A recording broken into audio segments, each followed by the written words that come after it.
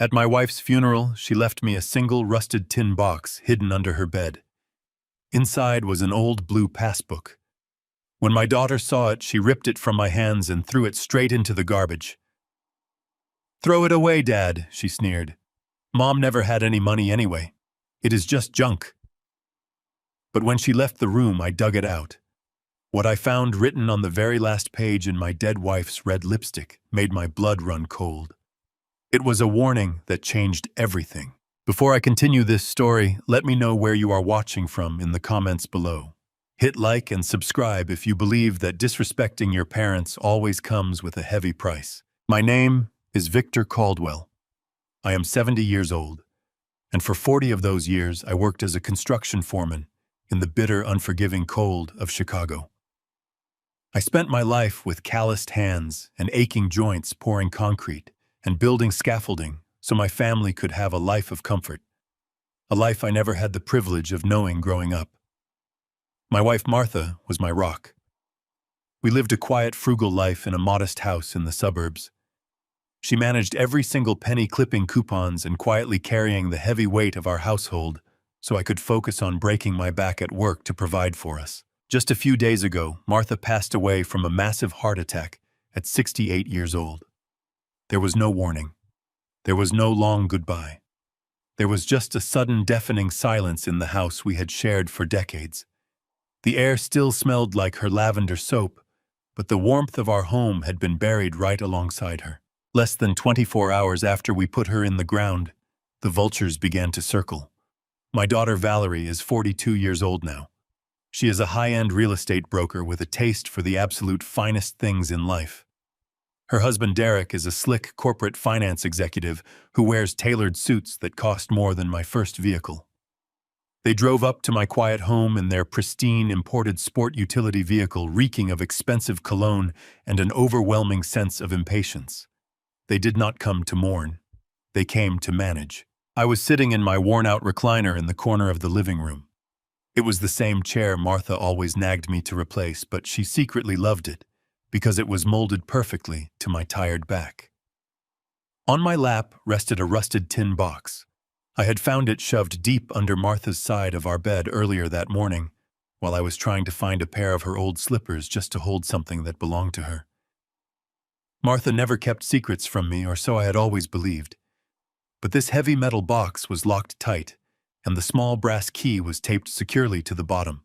When I finally managed to pry it open, my hands were shaking. Inside, there was no jewelry. There was no hidden cash. There was just a small, faded blue passbook from a private bank I did not even recognize. It looked ancient, the edges frayed and soft from age. I was tracing my rough thumb over the worn cover, lost in thought, when Valerie marched into the living room. Her high heels clicked aggressively against the hardwood floor, a sound that felt like nails being driven into my skull. She did not ask how I was holding up. She did not offer a comforting hug or ask if I had eaten anything since the funeral. Instead, her sharp eyes locked instantly onto the tin box in my lap. "What is that, Dad?" she demanded, her tone clipped and authoritative. Before I could even register her movement, she reached down and practically snatched the blue booklet right out of my hands. "Valerie." "Give that back," I said quietly, my voice raspy from crying the night before. "That belonged to your mother." She ignored me completely. She flipped through the pages, her perfectly manicured nails scraping harshly against the thin paper. She let out a sharp, condescending laugh that echoed off the living room walls. "It is completely empty," she said, her voice dripping with absolute disdain. "I do not know why you are clinging to this trash." Without a second thought, she tossed the passbook over her shoulder like a piece of worthless litter. It hit the edge of the kitchen wastebasket and fell right in, landing among the damp coffee grounds and discarded tissues from the week of the wake. "Throw it away, Dad," she sneered, looking down at me as if I were a foolish child who simply did not understand how the real world worked. Mom never had any money anyway. She spent her entire life pinching pennies and hoarding useless junk in this old house. Do not clutter up the place with this garbage. We need to start clearing things out and moving forward. I did not say a word. I did not yell, and I did not argue. I just sat there in the heavy silence looking up at my daughter. My eyes drifted slowly from her arrogant, perfectly contoured face down to the designer handbag slung casually over her shoulder. I knew exactly what that bag cost. $3,000. Easily. I knew it because I remember exactly what $3,000 felt like to earn with my bare hands. A sudden sharp ache bloomed in my shoulders, a phantom pain from 30 years ago. I remembered working 14-hour night shifts in the dead of winter. I remembered standing on icy metal scaffolding while the brutal Chicago wind whipped right through my cheap jacket and deep into my bones. I took all the overtime I could possibly get, freezing my hands until they were cracked and bleeding, just so I could afford to buy Valerie her very first high-end laptop for her college classes. I broke my body day after day, year after year, to give her the privilege she now wore like a crown. And here she was, standing in the middle of the house my blood and sweat had paid for, calling her mother's entire life useless junk. Valerie pivoted on her expensive heels and marched away toward the kitchen to find Derek complaining loudly about how dusty the living room was. As soon as her footsteps faded down the hall, I slowly got up from my recliner. My bad knees popped, protesting the sudden movement, but I completely ignored the pain. I walked deliberately over to the trash can. I reached past the damp garbage, past the ruins of the last few days, and pulled out that faded blue passbook. I carefully brushed off a few clinging coffee grounds and opened it once again. Valerie was right about one specific thing. The first few pages were completely blank, but she did not look hard enough. She was too impatient, too dismissive to look at the very last page. I flipped to the back cover of the booklet. There, written in bold, frantic strokes of Martha's favorite red lipstick, was a long, alphanumeric code. It stood out brightly against the yellowed paper. And right beneath that code, in a shaky, desperate handwriting that I recognized instantly as my beloved wife's, was a short message that made the breath catch violently in my throat. It read, "Do not trust them. Save yourself." A cold chill washed over my entire body. Martha was the most meticulous, careful woman I had ever known. She never exaggerated. She never left cryptic notes. If she hid this in a locked box under our bed, it meant something was terribly wrong. My gaze slowly shifted from the red lipstick warning to the hallway, where I could hear Valerie and Derek laughing about something in the kitchen. In that exact moment, my grief began to harden into something entirely different. It hardened into a cold, unbreakable resolve. I slipped the passbook into my inner jacket pocket, right next to my beating heart. I did not know what that code meant yet, but I knew my daughter was wrong. My wife was not hoarding junk. She was leaving me a weapon. The morning sun felt entirely too bright. I sat at the worn kitchen table, slowly nursing a cup of black coffee. The weight of the blue passbook in my jacket pocket was a constant grounding reminder of the promise I had made to Martha the night before. I was not going to be a victim. At exactly 8 o'clock, the front door swung open without a single knock. Valerie and Derek walked in, bringing the brisk Chicago wind with them. Derek dropped a thick manila folder onto the oak table right in front of my coffee mug. The loud slap of the heavy paper echoed sharply. "Morning, Dad," Derek said. His voice was smooth, polished, the exact kind of voice that sold lies for a living. He pulled out a chair and sat directly across from me. "We need to have a serious talk about the future." Valerie paced behind him, checking her phone. She looked completely detached, as if she were waiting for a barista to finish making her morning latte instead of evicting her father from his home of 40 years. "What is this?" I asked, tapping the folder with a rough finger. Derek smiled. It was a practiced, predatory smile. "Dad, your health is our absolute priority right now. Living here all alone in this big, empty house, it is just not safe. Not at your age, and definitely not after losing Martha. We want you to come live with us." "Live with you," I repeated flatly. "Exactly," Derek continued, his tone dripping with fake empathy. "We have that beautiful basement suite. You will have your own space, but you will be close to family. We can keep an eye on you. But to make this transition seamless, we need to handle the estate immediately." He opened the folder and spread out a stack of legal documents. Power of attorney, real estate transfer agreement. Sell this old place, Derek urged, leaning closer. You sign these and I will handle all the tedious paperwork. I will get the house on the market by Monday. The proceeds will go straight into a high-yield retirement fund I manage personally. You will never have to worry about a single bill again.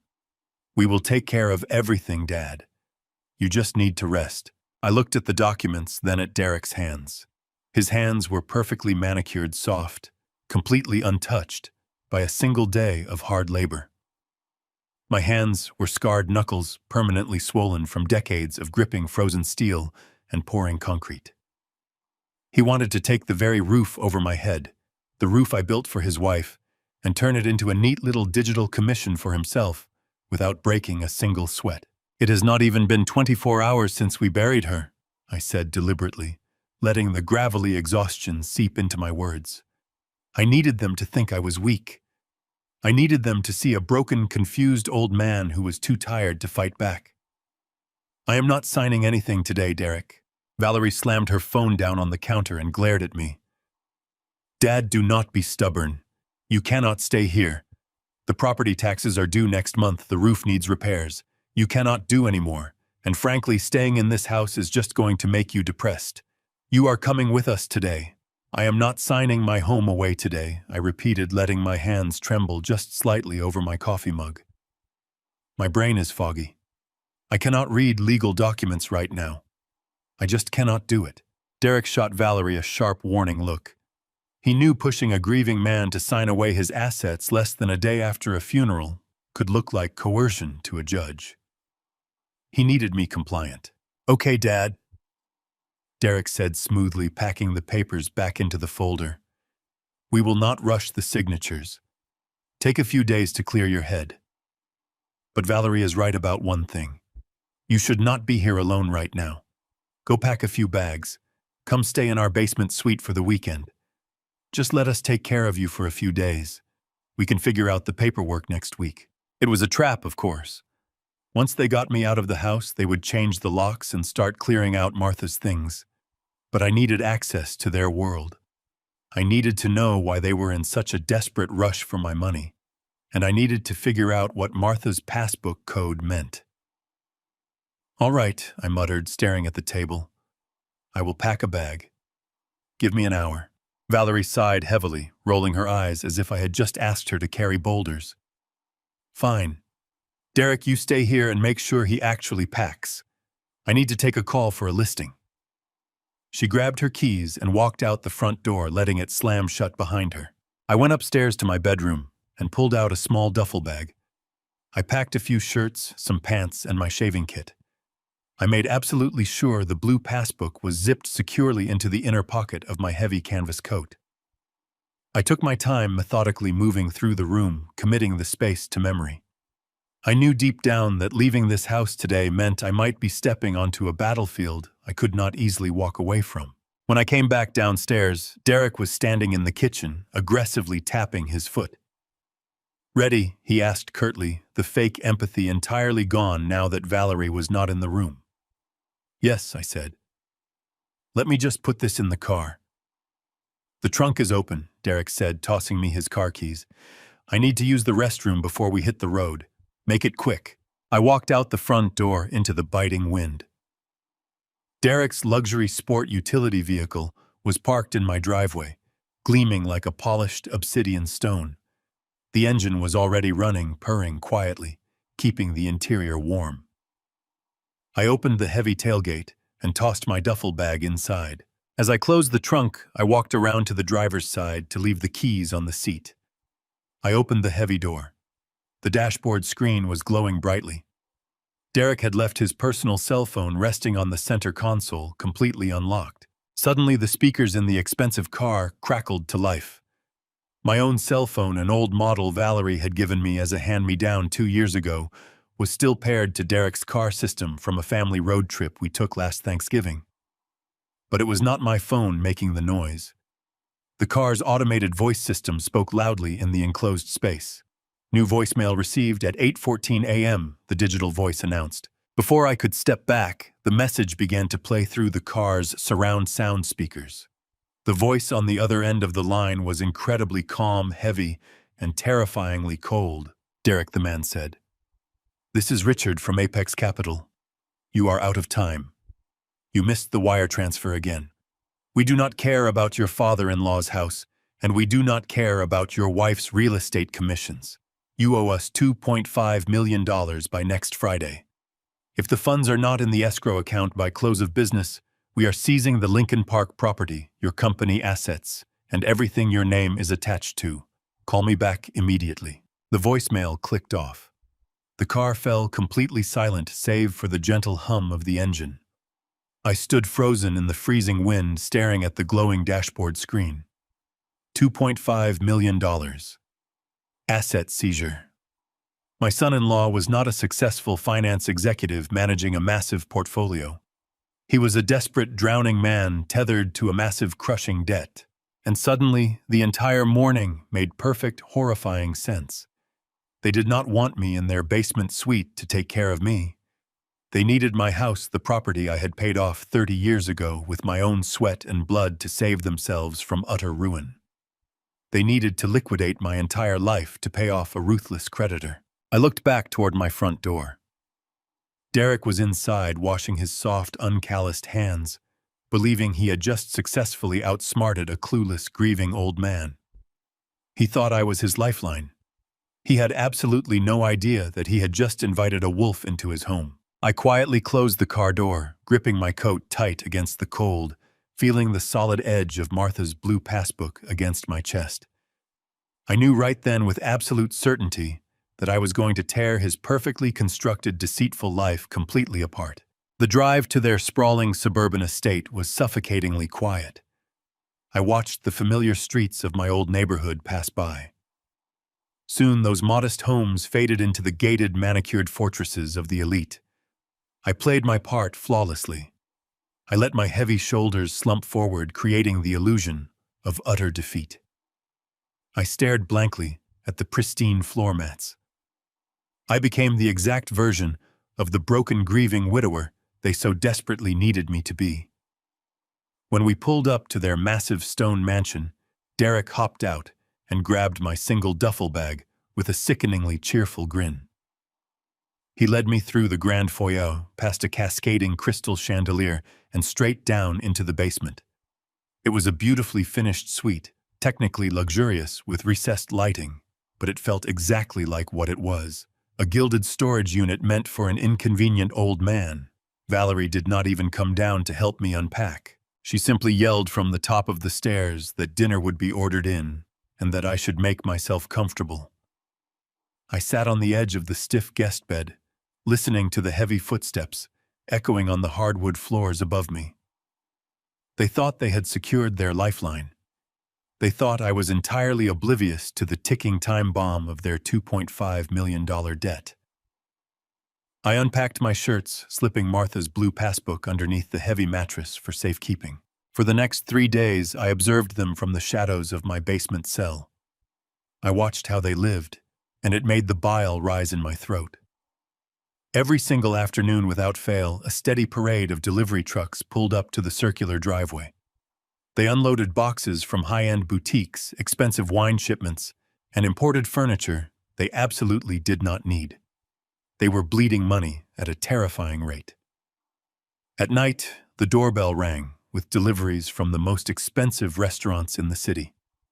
$500 sushi platters and prime steaks eaten off paper plates while they lounged on their velvet sofa. But beneath this glittering veneer of endless wealth, the ugly cracks were already showing. I saw Derek pacing the backyard patio, his phone glued to his ear.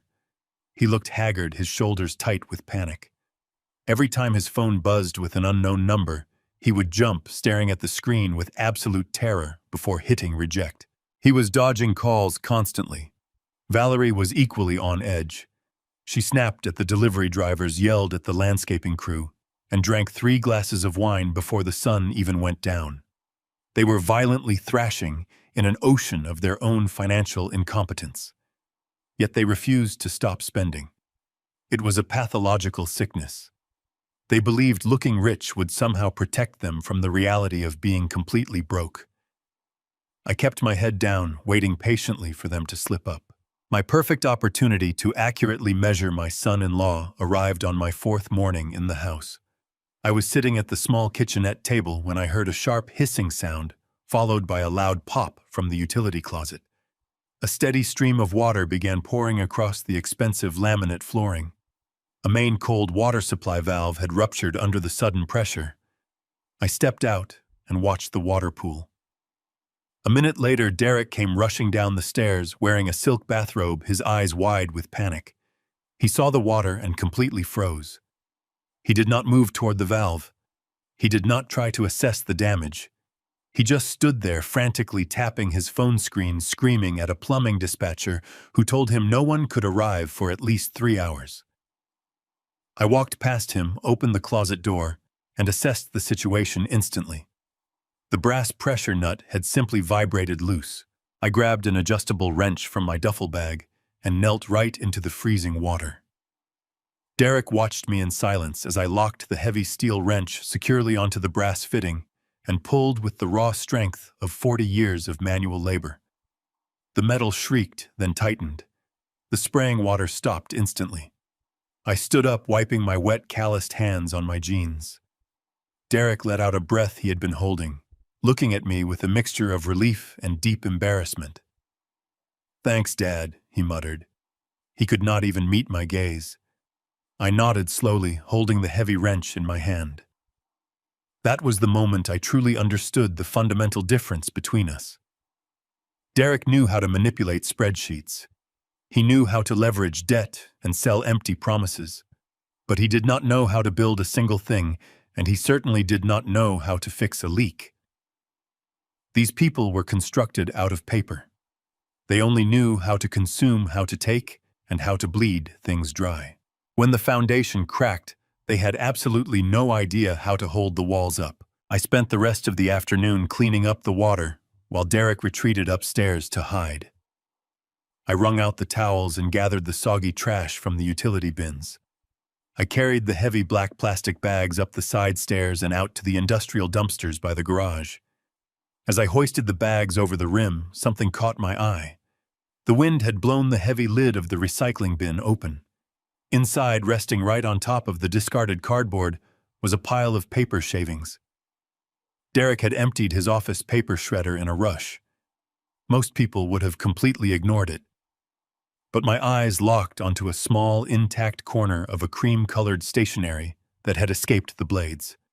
The paper quality was unmistakable. It was the heavy, watermarked stock used exclusively by high-net-worth financial institutions. I glanced carefully over my shoulder. The sprawling driveway was completely empty. Valerie was out, and Derek was upstairs hiding from his creditors. I reached into the recycling bin and scooped up as many of the shredded ribbons as my hands could hold. I shoved them deep into my pockets, closed the bin, and walked back down into the basement. I spread the paper noodles across the table. My construction days had taught me infinite patience. I sat under the dim light, methodically sorting the strips by the distinct blue ink of the bank logo. It took me nearly 3 hours to align the jagged edges. My back ached, and my eyes burned, but I did not stop until the top half of the document was fully reconstructed. I taped the pieces together and stared down at the result. My breathing stopped. The logo at the top was an ornate silver shield. Sterling Trust Bank. It was a premium invitation-only financial institution located in the wealthiest district of downtown Chicago. You did not get an account there unless you had millions in liquid assets. But the logo was not what made the room spin. It was the name printed boldly on the recipient line. The premium account statement detailing a massive, highly secure offshore financial trust was addressed directly to my wonderful, fiercely loyal late wife, Martha Jean Caldwell. Martha Jean Caldwell. I traced my calloused thumb over her printed name, staring at the taped pieces of paper until the sharp black letters began to blur. My Martha, who washed plastic bags just to save a few pennies. This humble woman had a premium account statement from Sterling Trust Bank. It did not make logical sense. Sterling Trust was not a bank for retired construction workers. It was an elite financial fortress exclusively for corporate executives, hiding massive wealth behind impenetrable offshore shielding. Yet here was her name printed in crisp indigo ink on expensive watermarked paper, pulled straight from the shredded trash of my slick son-in-law. I sat in the dim light of my basement cell, letting the dark reality wash over me. Derek had shredded this document to destroy evidence of a financial trust linked to my dead wife. My mind flashed back to the faded blue passbook hidden beneath my mattress, the one with the lipstick warning. Do not trust them. Save yourself. The jagged pieces were scattered, but I was starting to see the very sharp edges. I needed to know exactly how much Valerie knew about this betrayal. I folded the taped document and slipped it into the breast pocket of my old flannel shirt. I waited exactly 10 minutes after she got home, giving her just enough time to pour her evening glass of wine. Then I began my slow ascent up the basement stairs, letting my boots drag heavily against the wood to announce my arrival. I found her in the sprawling kitchen. She was leaning against the granite island, typing aggressively on her smartphone. I slumped my heavy shoulders, adopting the exact posture of a confused, grieving widower who had simply lost his way. I cleared my throat softly. Valerie looked up, her expression instantly hardening with absolute annoyance. "What is it, Dad?" she asked, not even bothering to put her phone down. I shuffled forward slowly, pulling the taped piece of paper from my pocket with intentionally trembling fingers. "I am sorry to bother you, sweetie," I said, making my rough voice sound thin and uncertain. "I was just taking out the trash like Derek asked, and the wind blew the recycling bin open. I saw this paper on the ground." I held the document out toward her. "Honey, why is a fancy downtown bank writing to your mother?" Valerie glanced casually at the paper. The exact moment her eyes registered the Silver Shield logo and the name Martha Jean Caldwell, the color completely drained from her face. I watched the blood leave her cheeks in an instant. Her contoured jaw went entirely slack.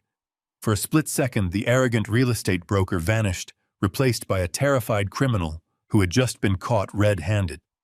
Before I could even blink, she lunged forward and snatched the taped paper right out of my hand. Her manicured nails dug sharply into my palm.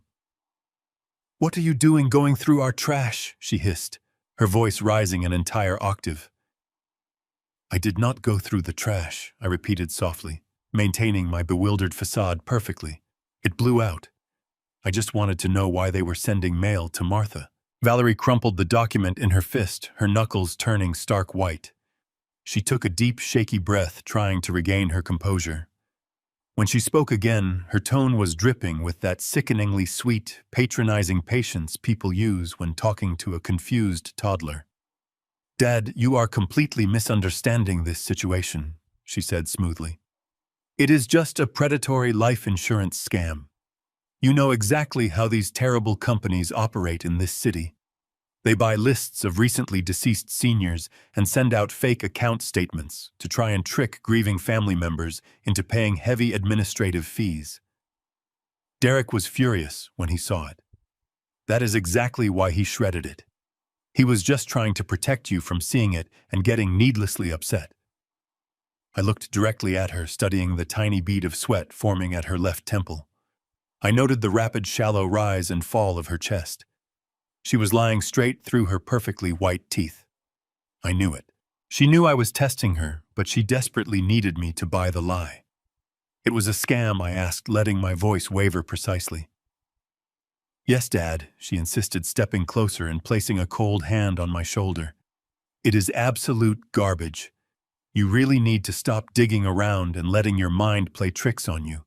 Your grief is making you paranoid. Please just go back downstairs and rest. Leave the financial mail to Derek." She turned her back on me, tossing the crumpled paper directly into the kitchen garbage disposal and aggressively flipping the switch. The loud grinding noise of the heavy motor filled the quiet kitchen, utterly destroying my reconstructed evidence in mere seconds. I stood there watching her destroy the paper, and simply nodded. "Okay, Valerie," I whispered. "I am sorry. I will go rest now." I turned and walked slowly back to the basement door. I retreated to my cell, but there was absolutely no chance of sleep. The encounter had given me all the confirmation I needed. My daughter was fully complicit. They were working together, and my dead wife was right at the center of their desperate scheme. I sat in the dark waiting for the house to quiet down. Around midnight, I heard the front door close. Derek had finally returned home. I crept silently out of my room and moved down the short hallway to the small ground-level window that looked out onto the patio. Valerie and Derek were standing near the edge of the luxury swimming pool. Derek had completely lost his polished composure. He was pacing frantically across the expensive paving stones, both hands buried in his hair. Valerie was gesturing wildly, pointing toward the basement. Even through the thick glass, I could read the absolute panic etched into both of their faces. He was a man backed into a dangerous corner, running completely out of time to pay off his corporate debt. Valerie nodded aggressively, pulling something out of her pocket and shoving it into his chest. It was the rest of the mail. They stood there in the night air, realizing their perfect plan was unraveling.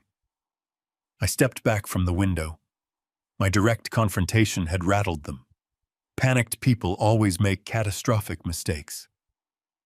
I walked back to my small bed and slid my hand under the heavy mattress. My fingers brushed against the rough edge of the blue passbook. The lipstick code felt like a burning ember against my skin. The puzzle was almost complete.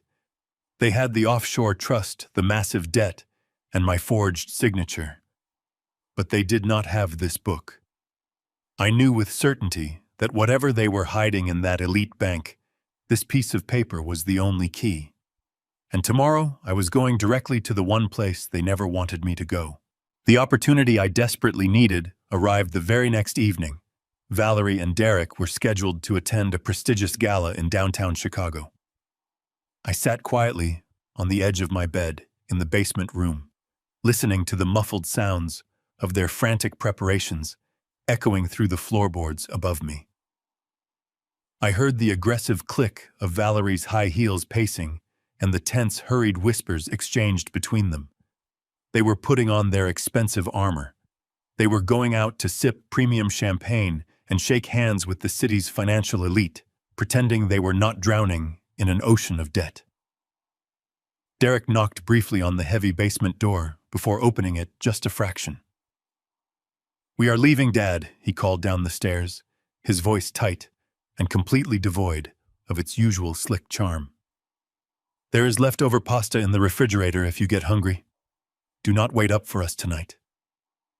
I let out a weak, raspy cough and told him to have a wonderful time. I listened closely as the oak front door shut firmly, followed by the low rumble of Derek's luxury sport utility vehicle pulling out of the long driveway. The house finally fell into a deep, absolute silence. I waited 20 minutes to ensure they had not forgotten anything and turned back. Then I stood up and stretched my aching back, feeling my joints pop. I shed the fragile old man persona like a heavy winter coat. I walked over to my duffel bag, reached deep inside, and pulled out a small, worn leather pouch. Inside were a few specialized tools I had carried with me for over 40 years on the brutal construction sites of the city. A heavy tension wrench, a set of fine picks, and a flathead screwdriver with a chipped handle. I walked up the wooden basement stairs, my steps light, quiet, and fiercely deliberate. Derek's home office was located at the far end of the second-floor hallway. It was the only room in the entire mansion he kept locked at all times, treating it like an impenetrable fortress. I stood before the polished mahogany door and closely examined the locking mechanism. It was a modern deadbolt designed to keep out curious house guests and snooping cleaning staff. But it was absolutely no match for a man who had spent decades disassembling commercial-grade security systems on high-rise job sites. I slid the tension tool into the keyhole, applied a steady rotational pressure with my left thumb, and gently worked the pick with my right hand. I felt the internal mechanical pins click into place one by one. 5 seconds later, the heavy door swung open. I stepped inside the room and closed the door softly behind me, pulling the thick velvet curtains shut before turning on a small desk lamp. The office was a monument to Derek's inflated ego. Floor-to-ceiling mahogany bookshelves held pristine unread volumes on market strategy and global economics. The massive glass desk in the center of the room was meticulously organized, completely free of any actual hard work. But I was not interested in his trophies or his carefully curated facade. My sharp eyes went straight to the heavy steel filing cabinet tucked discreetly in the corner of the room. It was a commercial-grade fireproof safe, the kind that required both an electronic combination and a physical skeleton key. Derek was an arrogant man, but he was also incredibly predictable. Men who obsess over their outward appearance usually lack the discipline to properly secure their internal messes. I knelt on the rug in front of the cabinet. I bypassed the electronic keypad entirely, locating the manual override panel hidden beneath a small plastic cover on the side. I wedged my flathead screwdriver into the tight seam, applying raw pressure until the plastic snapped off with a sharp crack. Using a modified piece of sturdy bent wire from my leather tool pouch, I engaged the internal locking latch directly. The heavy steel drawers unlocked with a loud, incredibly satisfying mechanical clunk. I pulled the bottom drawer open. It was packed tight with thick manila folders. I began pulling out the files, methodically scanning the labels under the dim light of the desk lamp.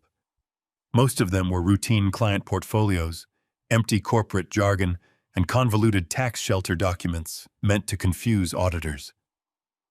I kept digging aggressively, pushing aside the useless paperwork until my calloused fingers brushed against a thick red folder, tucked all the way at the very back of the drawer. The label, printed in bold black ink, read Caldwell Estate. My heart hammered violently against my ribs. I pulled the red folder out, placed it on the glass desk, and flipped it open. The first few pages were detailed offshore wire transfer logs. I traced the long columns of numbers with my rough index finger. Derek had been funneling massive sums of money out of his legitimate business accounts and secretly routing them through a complex maze of anonymous shell companies in Cyprus and the Cayman Islands. Millions of dollars were systematically disappearing into the dark without a single trace. Beneath the detailed wire logs was a complex bridge loan contract from a shadow lending firm called Apex Capital. It was the exact same ruthless company from the threatening voicemail I had heard in his car. The terms of the loan were absolutely predatory, carrying a staggering 25% interest rate with severe immediate default penalties. Derek had borrowed heavily against liquid assets he did not actually own, gambling with phantom money to desperately cover offshore losses. I kept reading, my jaw clenching tighter with every single page I turned. They had absolutely bled their own company completely dry, and now the financial sharks were violently circling the waters. But the final piece of the terrifying puzzle, the true depth of their sick betrayal, was hiding at the very bottom of the thick stack. I pulled out a heavy multiple-page legal document, printed on premium textured paper. It was a comprehensive corporate indemnity agreement. I quickly scanned the dense legal paragraphs, my eyes jumping over the convoluted financial terms until I reached the core stipulation. It was a binding personal guarantee unconditionally holding the signatory fully liable for $2 million in defaulted corporate debt. If Derek failed to pay the ruthless lenders, the creditors had the absolute legal right to seize the guarantor's assets, their bank accounts, their retirement investments, and their home. I turned to the very last page of the dense document. My breath caught sharply in my throat, and a cold, paralyzing dread washed entirely through my veins.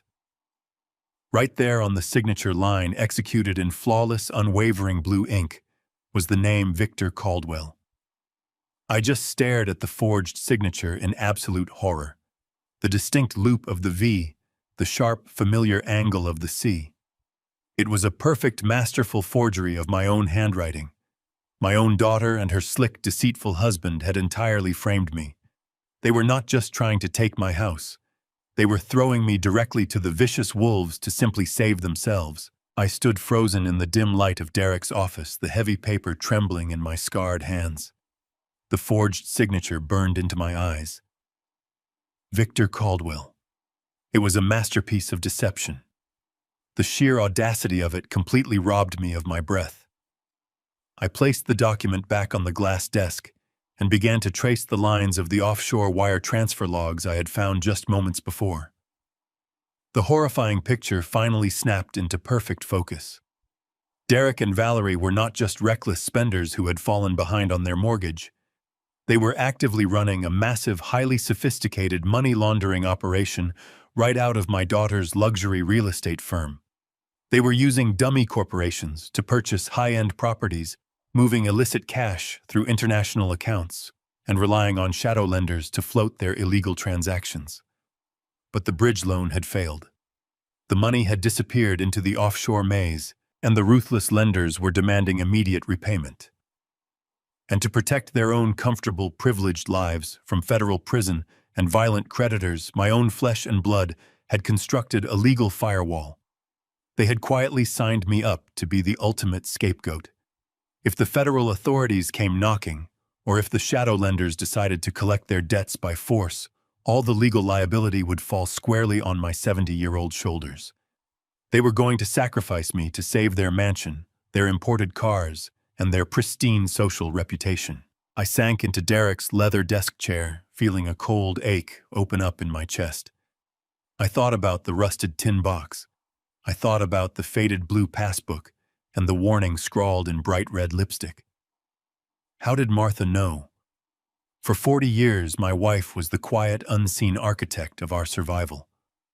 While I spent 14 hours a day breaking my back, pouring concrete and hauling steel, Martha sat at our scratched kitchen table with her reading glasses resting on her nose. She managed our meager finances with absolute unforgiving precision. She kept every grocery receipt, balanced the checkbook down to the exact penny, and knew exactly where every single dollar we earned went. She never missed a cent. She was brilliant, meticulous, and incredibly observant. Valerie and Derek always treated her like a simple, naive housewife who knew nothing about the real world. They vastly underestimated her. Martha must have seen something. Perhaps she found a misplaced document when she came over to visit, or maybe she noticed a discrepancy in a tax form they asked us to sign last year. Whatever it was, her sharp mind had pulled the threads together. She had uncovered their sickening betrayal before her heart finally gave out. She realized that our daughter, the child we had sacrificed our entire youth to raise, was actively plotting to destroy us. That realization must have shattered her completely. It probably contributed to the sudden massive heart attack that took her from me. She had used her final days to secure that blue passbook and leave me a desperate warning. Do not trust them. Save yourself. The anger that washed over me then was not hot or explosive. It was a freezing, absolute zero rage that settled deep into my bones. My instinct. The instinct of a man who had spent his life solving problems head-on was to march directly down to the patio, shove this forged document right into Derek's arrogant face, and demand a full confession. I wanted to drag Valerie into the light and ask her how she could possibly look her mother in the eye while setting us up for absolute ruin. But I forced myself to remain completely still. I took a slow, deep breath, reining in the fury that was threatening to consume my logic. If I confronted them tonight, I would lose everything. Derek was a master manipulator, and Valerie was a seasoned liar. If they knew I had breached the filing cabinet, they would instantly destroy the paper trail. They would shred the offshore logs, burn the indemnity agreement, and deny absolutely everything. They would gaslight me, call the authorities, and claim that my grief had driven me completely insane. Without this specific folder, I had absolutely no tangible proof. I was just an old retired construction worker pointing fingers at a wealthy, respected corporate executive. The police would look at my calloused hands and my worn-out boots, then look at Derek's tailored suits and Valerie's elegant tears. They would never believe me. I would be arrested for the $2 million debt, and I would spend the remainder of my days rotting away in a sterile concrete federal cell. I would die in prison while the people who put me there lived comfortably on the money they stole from my life's work. I was definitely not going to let that terrible nightmare happen. I refused to be a casualty of their boundless greed. I carefully picked up the corporate indemnity agreement with the forged signature. I folded it precisely in half, then in quarters, and slid it deep into the inner pocket of my flannel shirt, right next to where I kept Martha's blue passbook. I reorganized the remaining files in the drawer, making absolutely sure the offshore wire logs and the shadow loan contracts were positioned exactly as I had found them. I closed the heavy steel drawer of the filing cabinet, turning the manual locking latch until I heard the satisfying solid clunk of the mechanism engaging. I replaced the broken plastic cover, smoothing it down so it looked completely undisturbed. I wiped down the glass desk with my sleeve, ensuring I left no fingerprints behind. I turned off the small desk lamp, plunged the room back into total darkness, and quietly pulled the heavy mahogany door shut, feeling the deadbolt click securely into place. As I walked silently back down the carpeted stairs to my basement room, my mind was running through the logistics of a war I never wanted to fight. They thought they had the upper hand because they believed I was entirely ignorant. They thought my love for my daughter would permanently blind me to her staggering cruelty. But they had made a fatal miscalculation. They had underestimated a man who spent his life studying structural integrity.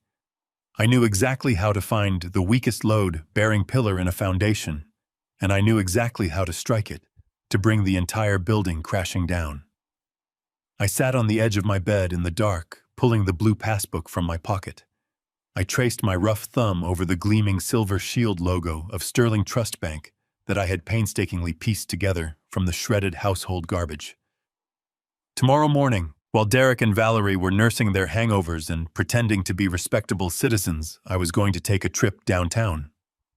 I was going to walk right through the heavy glass front doors of that highly exclusive elite financial institution. I was going to find out exactly what my brilliant wife had hidden behind that lipstick code, and I was going to strike the first devastating blow. The early morning sun pierced the basement window when I heard heavy footsteps across the kitchen floor above me. Derek and Valerie were awake, likely nursing hangovers from their gala. I moved quietly, opening my duffel bag to retrieve the item I had packed hidden from their view. It was my only decent suit, a charcoal two-piece I bought a decade ago for a funeral. It was slightly loose on my frame now, but I brushed the lint from the lapels and adjusted the tie. I slipped the forged corporate indemnity agreement into the inside breast pocket, patting the fabric to ensure the heavy blue passbook was resting securely next to it.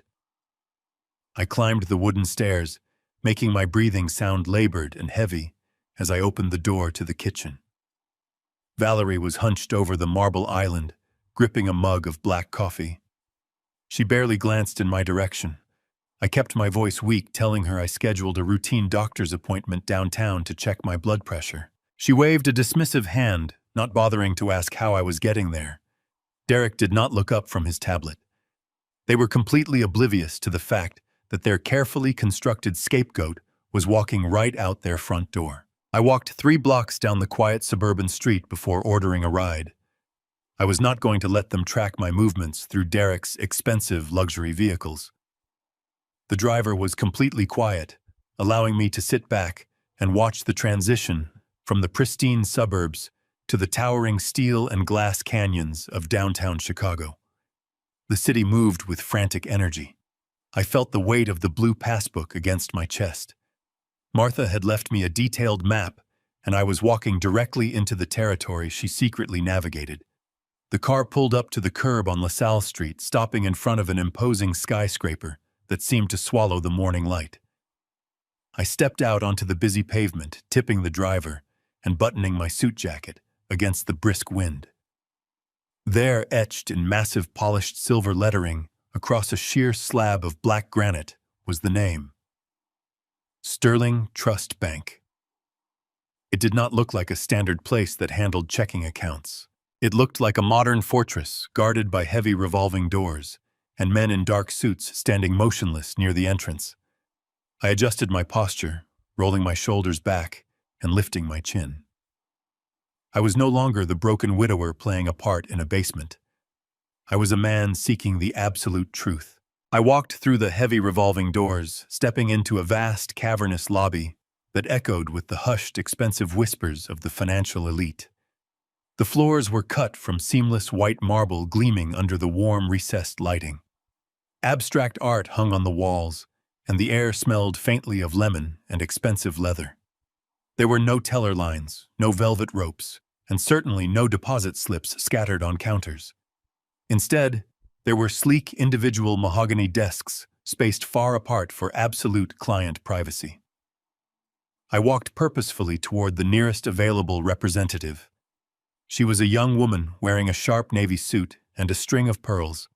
Her eyes flicked up as I approached, instantly sweeping over my outdated faded charcoal suit, my calloused hands, and the scuffed toes of my leather shoes. A tight, condescending smile immediately formed on her lips. She had instantly categorized me as a lost vagrant who wandered through the wrong doors. "Excuse me, sir," she said, her voice dripping with polished impatience. "This is a private invitation-only wealth management firm.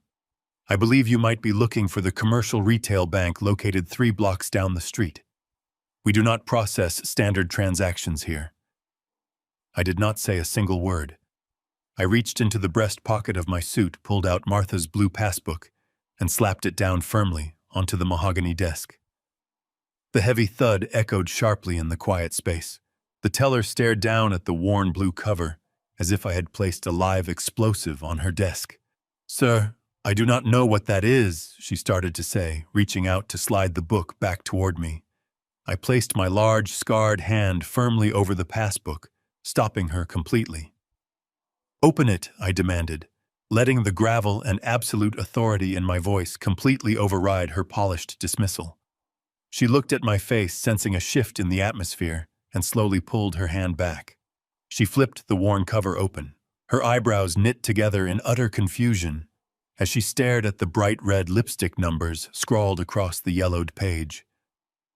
"This is meaningless," she whispered, her polite facade cracking. I leaned forward, resting both my hands on the edge of the mahogany desk, and looked her directly in the eyes. I recited the string of numbers exactly as Martha had written them, letting each digit hang heavily in the quiet air. 7, 4, 2, 9, 0, 1. Alpha. The young woman swallowed hard, clearly unsettled by my unwavering intensity. She turned her attention to her dual computer monitors, her manicured fingers flying across the sleek, silent keyboard. She typed the sequence into her secure internal system and hit the enter key. I watched her face closely. In the span of a single second, her annoyance completely vanished, replaced by an expression of pure shock. The blood drained from her cheeks, leaving her looking absolutely terrified. She froze, her hands hovering above the keyboard, her eyes locked on the glowing screen. She did not speak. She did not ask me another question. She slowly lowered her hand beneath the mahogany desk. I spent enough time on commercial job sites to know what a silent panic alarm looked like when it was triggered. Within 10 seconds, the atmosphere in the lobby drastically changed. I heard the sharp sound of heavy footsteps approaching from behind me. I glanced over my shoulder and saw 3 large security guards in dark suits moving swiftly across the marble floor, completely flanking my position.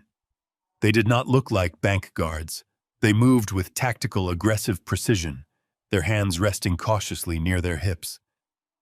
I stood my ground, my hand firmly planted on Martha's passbook. Suddenly, a heavy oak door at the far end of the lobby swung open with violent force. A distinguished man in his late 50s rushed out.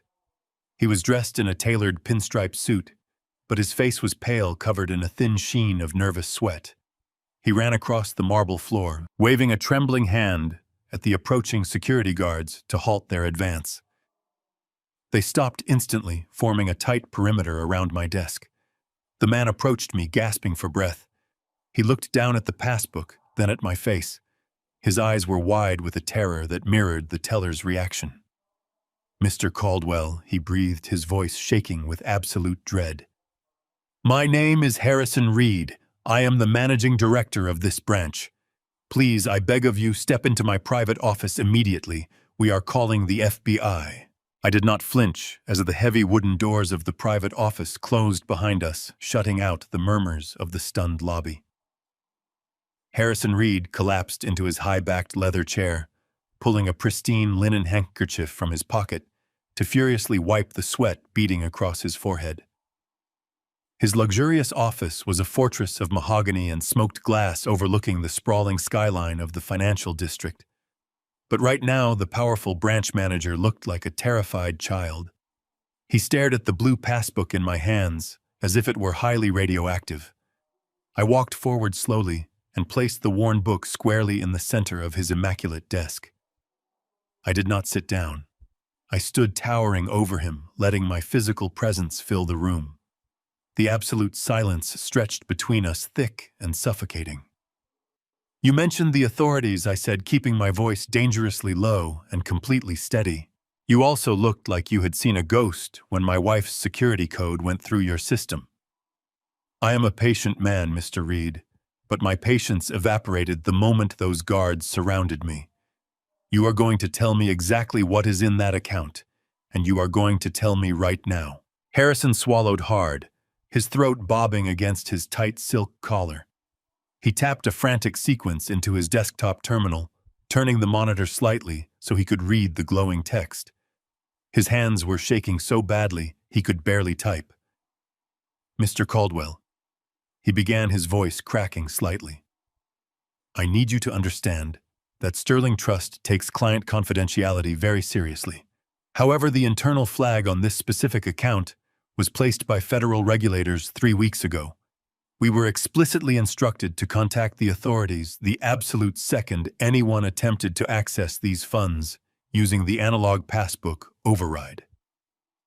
I kept my eyes locked on his pale, sweating face. "I am not leaving this room until I know what my wife was holding in your vault," I demanded. "Tell me the number." Harrison let out a shaky breath, glancing nervously toward the heavy oak doors before looking back at his screen. "The current liquid balance of the trust registered to Martha Jean Caldwell is exactly $4.8 million, he whispered, as if saying the number too loudly might trigger an explosion. The amount hung in the quiet air, heavy and entirely incomprehensible. $4.8 million. I felt a cold shockwave travel down my spine, but I refused to let my expression shift. My Martha, who clipped grocery coupons and worried about the winter heating bill, had a fortune sitting in a downtown skyscraper. I leaned closer to the desk, pressing my knuckles into the cold glass. "Where did that kind of money come from?" I asked, demanding the rest of the agonizing truth.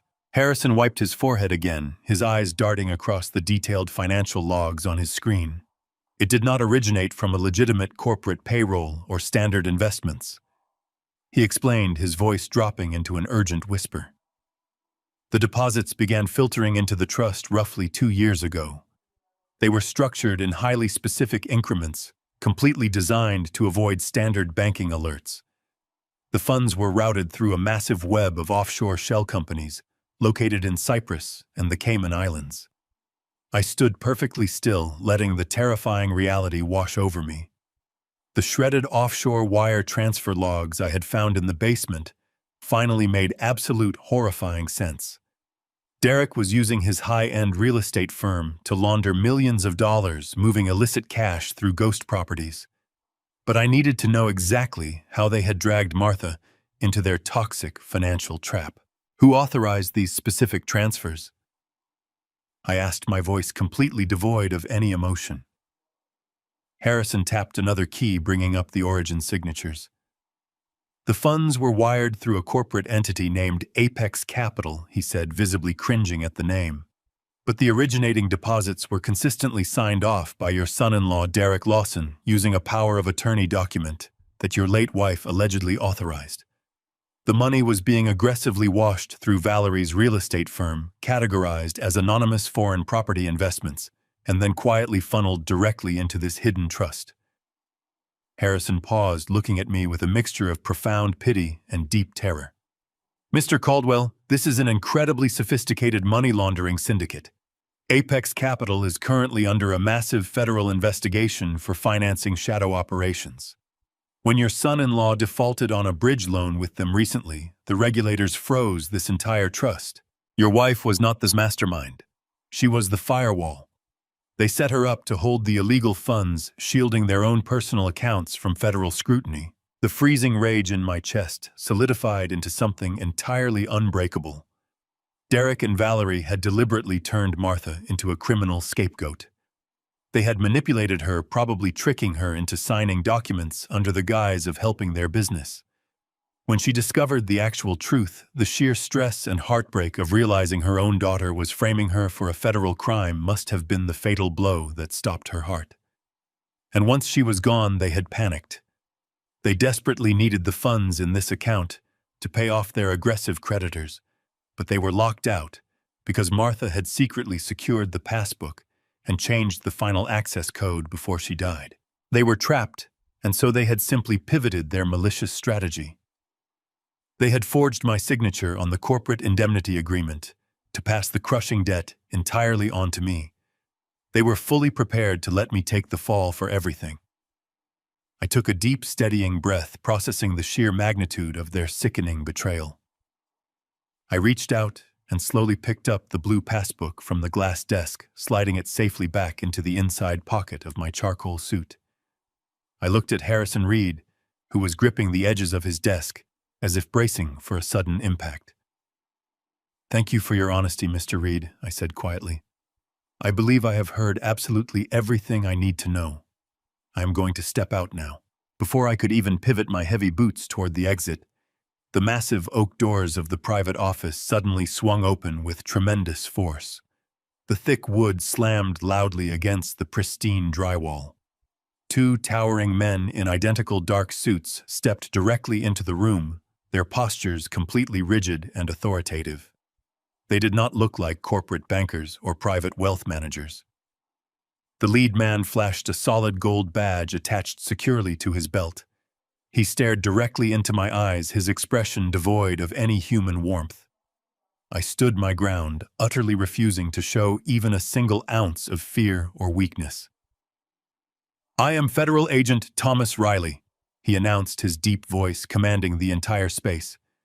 He took one final, highly deliberate step toward me, completely blocking the single exit.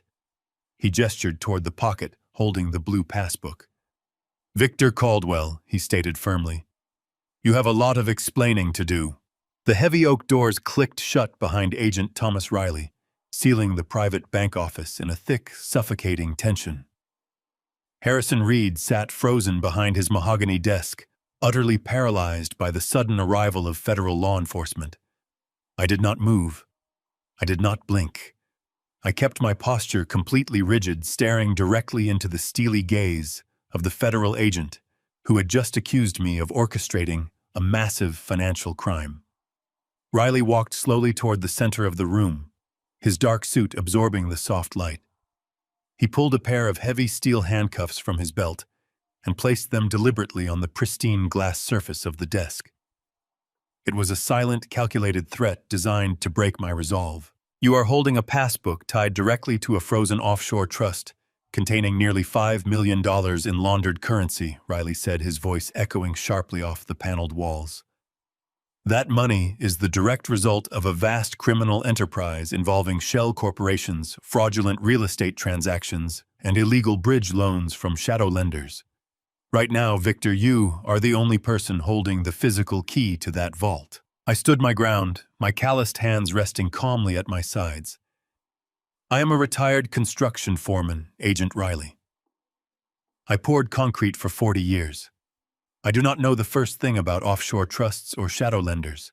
Riley let out a sharp, dismissive laugh. "Do not play the confused senior citizen with me, Caldwell. We have been tracking the financial bleeding from Apex Capital for over 8 months. We followed the digital breadcrumbs right to this specific institution. We flagged this account weeks ago, waiting to see who would be arrogant enough to walk through those front doors and claim the cash. And here you are, dressed in your Sunday best, reciting a biometric security code." He stepped closer, invading my personal space. "The operation is over, Victor. We know exactly how you did it. You used your daughter's high-end real estate firm as a legitimate front to wash dirty money. You funneled the illicit cash into a hidden trust registered under your deceased wife's name to completely evade federal tax scrutiny. It was a brilliant, highly insulated strategy, using your own family members as disposable shields. But you got greedy, and your shadow creditors ran out of patience.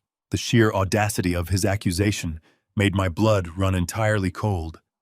He actually believed that I was the criminal mastermind. He believed that I had manipulated my own daughter and deliberately tarnished the sacred name of my dead wife to hide stolen millions. The freezing rage that had been brewing inside me since I opened Derek's filing cabinet finally boiled over into a righteous, unyielding fury. I squared my shoulders, shedding any remaining trace of the broken widower they all expected me to be. "You listen to me," I said, my voice dropping to a low, dangerous gravel that made even Agent Riley pause. My wife, Martha, was the most honest, decent woman to ever walk the streets of this city. She pinched pennies to buy groceries. She wore shoes until the soles wore out. She never took a single dishonest dime in her entire 68 years of life. Do not ever disrespect her memory by suggesting she was a willing participant in this filth. Riley crossed his arms, his expression hardening into a wall of skepticism. "The money is in her name, Victor. The paperwork trail leads directly to your household. You can act offended all you want, but the financial documents tell a very different story. We have the legal filings, we have the corporate structure, and we have a binding personal guarantee holding you absolutely liable for a $2 million default loan with Apex Capital. You are the sole guarantor." I held his gaze without flinching. "Yes, you have a guarantee with my name on it, but you do not have the truth." I slowly reached my rough hand toward the inner breast pocket of my charcoal suit. Riley instantly tensed, dropping his right hand toward his holstered weapon. I moved with deliberate, exaggerated slowness, making sure he could see exactly what I was doing. I slid my fingers past Martha's blue passbook and gripped the heavy, folded parchment paper I had carefully extracted from the depths of my son-in-law's locked filing cabinet the night before. I pulled the corporate indemnity agreement out of my jacket, unfolded it methodically, and tossed it flat onto the glass desk right next to Riley's steel handcuffs. "Read it," I commanded. Riley looked at the document, then back at me, his eyes narrowing with suspicion. He leaned over the desk and scanned the dense legal paragraphs. He recognized the specific shadow lending contract immediately. He flipped to the final signature page, his eyes locking onto the name Victor Caldwell, written in sharp blue ink. "I see your signature," Riley said flatly. "You just handed me a signed confession. You legally bound yourself to the criminal debt. Look closer, Agent Riley. Look at the pressure of the pen. Look at the angle of the letters. I am a left-handed man who spent 40 years gripping vibrating power tools. I have severe arthritis in my thumb and a permanent tremor in my wrist. I have not written a perfectly smooth, flowing signature in over 2 decades. Riley leaned in, his forensic training kicking in, as he closely examined the blue ink. The lines were indeed flawless, executed with the confident, sweeping motion of a much younger hand. I picked the lock on my son-in-law's steel filing cabinet this morning. I continued, my voice steady. I found a thick red folder labeled Caldwell Estate buried at the back. Inside were detailed offshore wire transfer logs routing millions through Cyprus. There were documents linking Valerie's real estate firm directly to Apex Capital. And at the bottom of the stack, I found that exact document. A fraudulent personal guarantee designed specifically to shift the entirety of their massive criminal liability onto my shoulders. They are dodging aggressive creditors, I told him. They used my wife as a disposable firewall. When Martha died, the trust was locked. They panicked. They forged my signature to buy themselves more time. They were fully prepared to throw me to the federal authorities just to save their mansion and their imported cars. I am not your mastermind agent. I am their carefully constructed scapegoat. The heavy silence in the office returned. Riley lowered the paper, his entire demeanor changing. The aggressive federal agent vanished, replaced by a calculating operator. He looked at me truly, looking at me for the first time. Mr. Caldwell, we have been building a comprehensive RICO case against Derek and Valerie for months, he said quietly. But we lacked hard internal digital evidence. Their ledgers are heavily encrypted. He stepped closer, his eyes intensely focused. We need a Trojan horse victor, someone inside their house to download their encrypted ledgers. If you help us, you walk free and keep your life. Are you in? I looked at him and agreed without a single hesitation. Riley did not offer a comforting smile. He operated with the exact cold, calculated efficiency I required. He reached into his suit jacket and produced a matte black thumb drive no larger than a house key. It looked ordinary, but Riley assured me it contained military-grade extraction software. It was designed to bypass Derek's firewall, locate the encrypted ledger files, and vanish without leaving a digital fingerprint. My instructions were agonizingly simple. Plug it in, wait for the green light to flash solid, remove it, and walk away. I carefully took the small drive from his extended hand. It felt incredibly light in my deeply calloused palm, yet it carried the heavy weight of a federal indictment. Riley quickly gave me a highly secure drop location for the following morning. We synchronized our watches, and I walked out of Sterling Trust Bank. I was no longer a grieving widower fighting for his home. I was a tactical asset inside an active federal racketeering investigation. The afternoon sun was sinking below the Chicago skyline by the time I took a cab back to the sprawling suburban mansion. I stood at the end of the manicured driveway and took a deep, steadying breath. I had to bury the righteous fury burning inside my chest. I had to smother the pride of a man who had built his life on honest sweat. For the next 12 hours, I had to be exactly what Valerie and Derek believed me to be. A frail, broken, entirely useless old man. I dragged my heavy work boots against the paving stones, forcing my shoulders to slump. I opened the massive oak front door with trembling hands. The house was excessively warm, smelling of catered garlic and expensive wine. Valerie was sitting in the grand living room, her perfectly tailored legs crossed elegantly over the arm of a velvet sofa.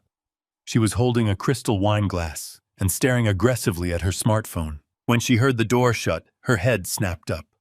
Her eyes narrowed into sharp, judgmental slits. She did not ask how my doctor appointment went.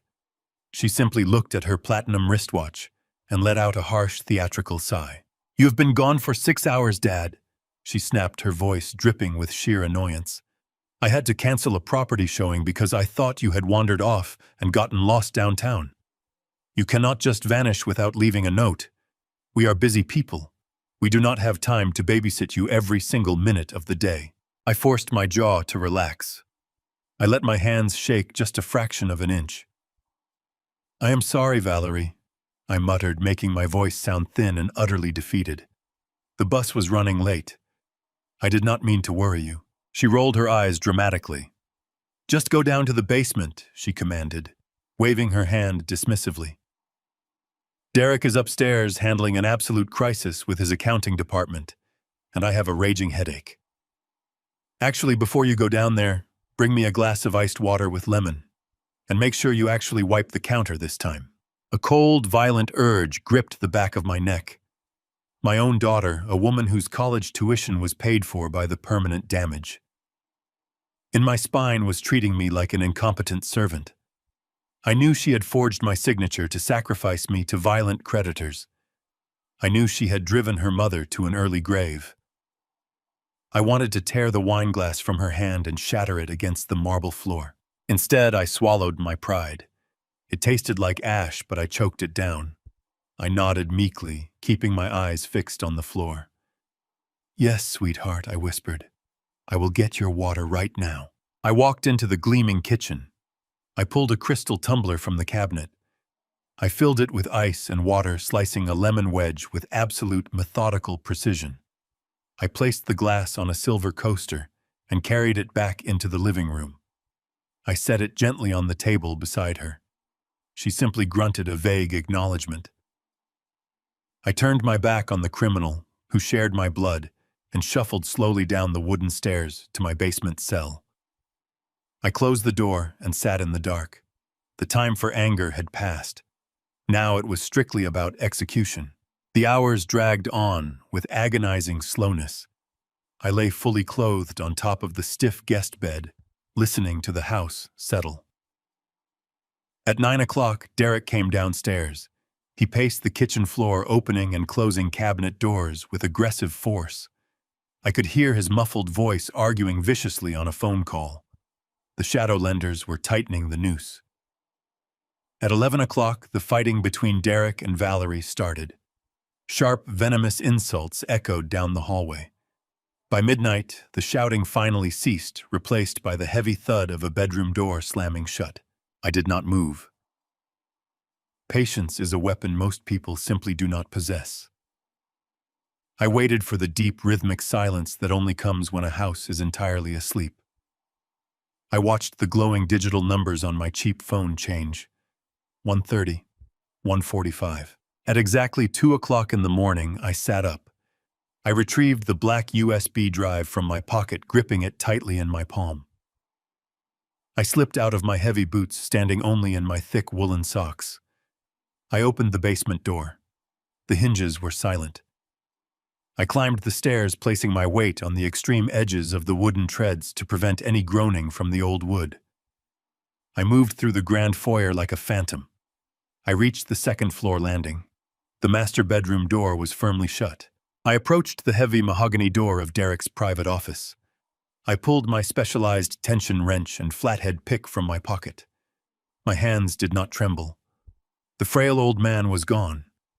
I slid the tools into the deadbolt mechanism. I applied rotational pressure and picked the pins in rapid fluid succession. The lock yielded with a soft click. I slipped inside the office and closed the door soundlessly behind me.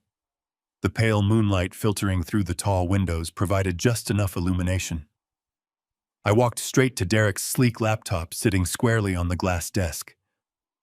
I lifted the screen. The machine woke instantly, demanding a password. Riley had planned for this. The FBI software did not require network access. It was a brute force extraction tool designed to bypass the operating system entirely. I found the hidden data port on the side of the machine and inserted the black thumb drive. The screen flickered violently, cutting to a stark black terminal. Green code scrolled at blinding speed. A small status bar appeared, 20%, 40%. The download was massive. Illicit corporate ledgers were draining into my hand. 60%. Suddenly, a sharp noise cut through the absolute silence. A heavy floorboard creaked loudly right outside the mahogany door. Someone was walking slowly down the carpeted hallway, heading directly toward the office. The progress bar glowing on the screen held my entire focus. 65%. The heavy floorboard out in the hallway groaned again. The sound was distinct, pressing through the thick mahogany door. Someone was walking with purposeful, angry strides directly toward the office. I kept my hand hovering inches from the black thumb drive. Every instinct I had forged over 40 years of surviving hazardous construction sites screamed at me to pull the device and vanish into the shadows. But Agent Riley had been absolutely clear. If I removed the military-grade extraction software before the sequence fully compiled, the encryption protocols would instantly lock down the entire hard drive, alerting Derek to the breach and destroying our only chance at securing the digital ledgers. I had to hold my ground. 75%. The footsteps grew louder, muffled by the expensive runner carpet, but vibrating through the floor joists. It was not Derek. His steps were heavy and flat. These steps were sharp, rhythmic, and aggressive. It was Valerie. She was pacing the upper floor, likely searching for a specific document to put out whichever financial fire was currently burning down their illegal empire. 80%. The small green indicator light on the drive blinked with agonizing slowness. I held my breath, letting the absolute silence of the room amplify the beating of my own heart. I calculated the distance between the desk and the door. I calculated the time it would take for her to reach the brass handle. 85%. A shadow passed beneath the narrow gap at the bottom of the door, briefly blocking the ambient light from the hallway sconces. She had stopped right outside. 90%. I could hear the faint rustle of her silk robe as she shifted her weight. She was standing right there, separated from me by 2 inches of solid wood. I did not move a single muscle. I stared at the screen, willing the data to flow faster. 95%. The heavy brass doorknob began to turn. I watched the metal rotate counterclockwise with a sharp mechanical squeak. The lock I had picked earlier offered absolutely no resistance. She was coming in. 98%. The door cracked open, sending a sliver of pale yellow light cutting across the dark carpet. 99%. The green light on the drive flared brilliant and solid. Complete. I gripped the small plastic casing and yanked the drive forcefully from the port. I shoved the device deep into the front pocket of my trousers, concealing it entirely, just as the heavy door swung fully inward. I had no time to dive behind the sofa. I had no time to hide in the shadows. I had only one desperate option left to explain why I was standing in Derek's restricted office in the dead of night. I used the only weapon I had left in my arsenal, my perceived frailty. I threw my weight forward and dropped my knees violently onto the hardwood floor, letting out a sharp, ragged gasp. I collapsed onto my side, clutching the center of my chest with both hands. I curled my body inward, pulling my knees toward my stomach, simulating the exact horrifying symptoms of a severe cardiac episode. I closed my eyes and vividly recalled the terrifying morning I lost Martha. I channeled that raw, visceral panic directly into my physical performance. I let a wet, guttural groan rip through my throat, forcing my breathing to become shallow and incredibly rapid. I clawed at the fabric of my shirt, twisting the material in my fist, as if my heart were actively failing. I writhed on the floor, kicking my legs weakly against the base of the heavy glass desk. I portrayed a 70-year-old man facing his absolute end. Valerie stepped into the office, bathed in the sharp light spilling from the hallway. She looked down at me, writhing on the floor. I waited for the gasp. I waited for her to drop whatever she was holding and rush to my side. I waited for the frantic scramble to grab her smartphone and dial the emergency services. I waited for the fundamental biological panic of a daughter witnessing her father dying right in front of her eyes. I waited, but absolutely nothing happened. There was no scream. There was no rush of adrenaline. There was only a cold, heavy sigh of profound annoyance. Valerie stood perfectly still, looking down at my gasping, trembling body, as if I were a spilled glass of wine ruining her expensive rug. Her face, illuminated by the desk lamp I had knocked over, was a mask of utter detachment. She did not reach for her phone. She did not kneel down to check my pulse. She simply crossed her arms over her chest. "For God's sake, Dad, stop being so dramatic," she said. Her voice was flat, devoid of a single ounce of empathy, completely empty of any human warmth. "You're having a panic attack because you forgot where you are. Take your pills and go back to the basement. You are giving me a massive headache." I continued to gasp, letting a strained wheeze escape my lips, playing the role to its absolute limit, to see exactly how dark her soul had truly become.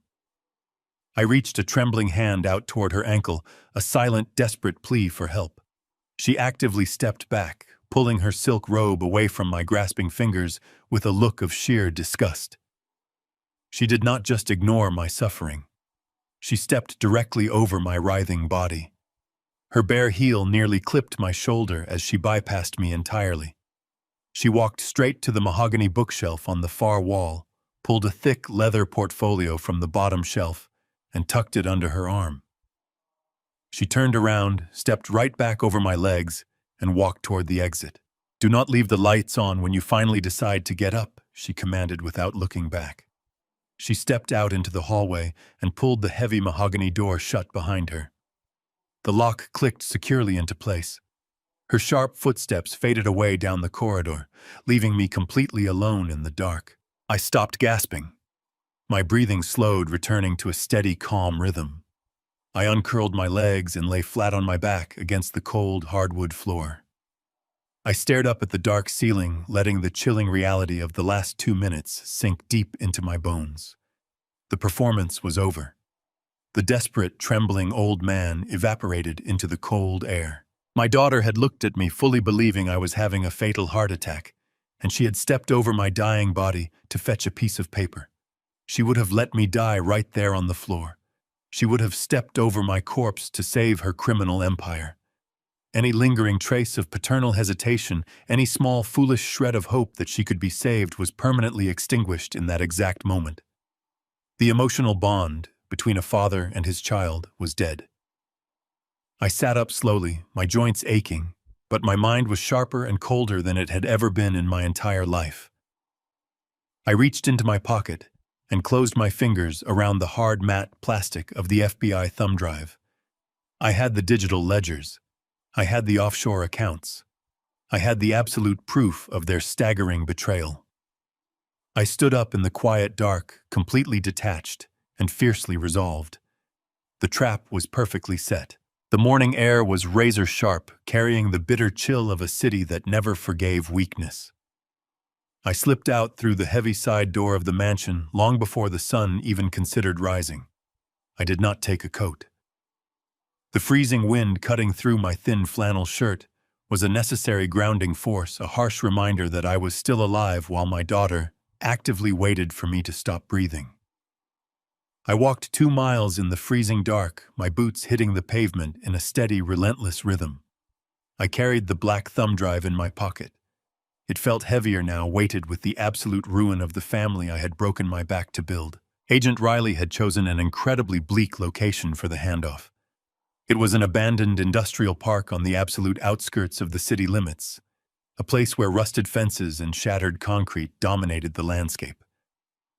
When I arrived, a black sedan idled near a decaying warehouse wall, the exhaust plumed thick and white in the freezing air. Riley stepped out of the passenger side as I approached. He did not offer a polite greeting. He did not ask about the horrifying reality of what I had survived in that house. He simply extended his gloved hand. I reached into my pocket and placed the black plastic drive squarely into his palm. He nodded once, sharp and professional, before gesturing for me to get into the back of the vehicle. I slid onto the cold leather seat. The interior of the car was completely dominated by a pale blue light emitting from a bank of rugged laptops mounted in the front. A young federal agent was furiously typing across a specialized keyboard. Riley climbed into the passenger seat and handed the drive over. The silence in the car was absolute, broken only by the rapid, aggressive clicking of the keys. I sat in the back, staring out the tinted window at the rusted fences. I thought about the sheer coldness of my daughter. I thought about the sheer coldness of her eyes. I thought about the sheer coldness of her heart. I had watched her step over my writhing body. She had stepped over my dying body. She had stepped over my pleading hands. That brutal image played on a continuous loop in my mind. It was a dark, obsessive repetition of pain that entirely severed any remaining threads of paternal affection. She was no longer my child. She was a hostile entity that needed to be dismantled. "We have penetration," the younger agent announced, his voice devoid of any emotion. "The decryption protocols are slicing through the corporate firewall. It is a massive data dump." Riley leaned forward, his eyes locking onto the cascading lines of digital information flooding the main monitor. I watched the reflection of the data dancing across his dark eyes. It took 45 minutes for the software to map out the infected architecture of my son-in-law's financial empire. When the progress bar finally hit 100%, Riley let out a low, deeply cynical whistle. He turned around to face me, his expression grave. "Victor," he started, his voice a low gravel. You are looking at the digital anatomy of a $4.8 million lie. Derek and Valerie did not just borrow money from shadow lenders. They have been running a highly sophisticated predatory Ponzi scheme disguised as an elite real estate investment fund. I kept my expression completely flat, absorbing the blows as they came. Tell me the exact mechanics, I demanded. I want to know exactly how they used my wife. Riley tapped the glowing screen, bringing up a complex flowchart of offshore accounts and wire transfers. They were actively siphoning massive deposits from their high-net-worth real estate investors, he explained methodically. They routed the clean money through a labyrinth of shell companies in Cyprus. They needed a secure domestic resting place to park the capital where federal auditors would never look. They needed an identity entirely disconnected from the corporate world. They needed a ghost. They stole Martha's identity, I stated, feeling the bitter acid rise in my throat. Worse, Riley said, his eyes narrowing with deep disgust. They did not just steal her identity, they legally weaponized it. Derek used his corporate connections to establish a highly shielded trust at Sterling Bank strictly under Martha Jean Caldwell's name. They forged her signature on the establishment documents. They funneled every single stolen dollar into that account. Their ultimate goal was sickening. They were simply waiting for her to die. I stopped breathing. The quiet hum of the car engine faded into a deafening silence. They were waiting for her to die. The words echoed in my skull. They were waiting for her to die. The sheer predatory sickness of it made the blood freeze in my veins. Riley continued, his voice steady, but carrying a heavy weight of professional disgust. Once Martha passed away, the funds would legally transfer back to Valerie as a completely clean, untraceable inheritance. The stolen millions would instantly become a legitimate windfall. They would pay off the shadow lenders, keep the surplus, and walk away looking like grieving beneficiaries. They actively banked on her mortality to cash out their criminal enterprise. I sat in the cold leather seat, my hands curling into tight, trembling fists. They had monetized my wife's death. They had turned her eventual passing into a calculated financial strategy. The depth of their depravity was staggering. They had driven her into the ground and prepared to dance on her grave. My entire life had been a monument to hard work, and my only child had grown into a parasite that fed on our very existence. But there is a complication. The young agent interrupted, his fingers flying across the keyboard. He pulled up a secondary log on the main monitor. I am analyzing the access history for the Sterling Trust account. Something is not aligning with their extraction timeline. Riley frowned, leaning closer to the glowing screen. What are you seeing? The younger agent pointed to a highlighted row of digital timestamps. According to the internal bank records, the master access code for the entire trust was fundamentally altered. It was not altered by Derek, and it was not altered by Valerie. The biometric overrides were engaged in person at the bank exactly 2 weeks before Martha suffered her fatal heart attack. Riley looked at me, profound realization dawning in his sharp eyes. He slowly turned the laptop screen so I could see the indisputable digital proof. Victor, Riley whispered, his voice laced with absolute awe. Your wife did not just figure out that she was being framed. She did not just leave a cryptic warning. The bank logs are absolute proof. She walked right into the downtown branch, sat down with the managing directors, and triggered a massive security protocol. What did she do? I asked, my voice barely more than a ragged rasp. Riley looked directly into my eyes, a fierce respect burning in his gaze. She did not steal the money, Victor. She trapped it. The young agent tapped the keyboard, pulling up a secondary screen filled with dense legal parameters and security overrides. Riley pointed to the center of the monitor. 2 weeks before she died, Martha realized exactly what Derek and Valerie were doing. Riley explained, his voice dropping into a register of profound respect. She understood the magnitude of the offshore money laundering syndicate operating out of Valerie's real estate firm. But more importantly, she recognized the terminal threat they had engineered against you. She saw the forged corporate indemnity agreement. She knew they were positioning you to absorb the catastrophic fallout when the shadow lenders inevitably came to collect their $2 million debt. instead of confronting them, which would have simply tipped them off and allowed them to destroy the evidence. Your wife made a highly tactical decision. She put on her coat, took a cab downtown, and walked directly into the Sterling Trust branch. She sat down with the highest-level wealth managers they had on staff.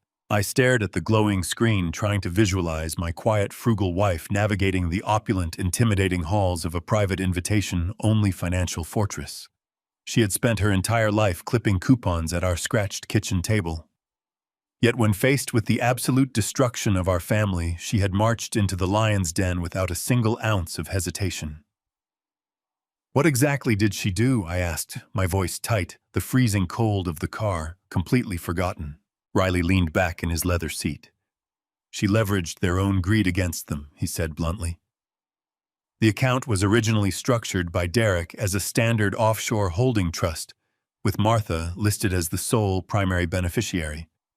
Derek retained administrative access through a forged power of attorney, allowing him to funnel the illicit real estate profits into the account without triggering federal oversight.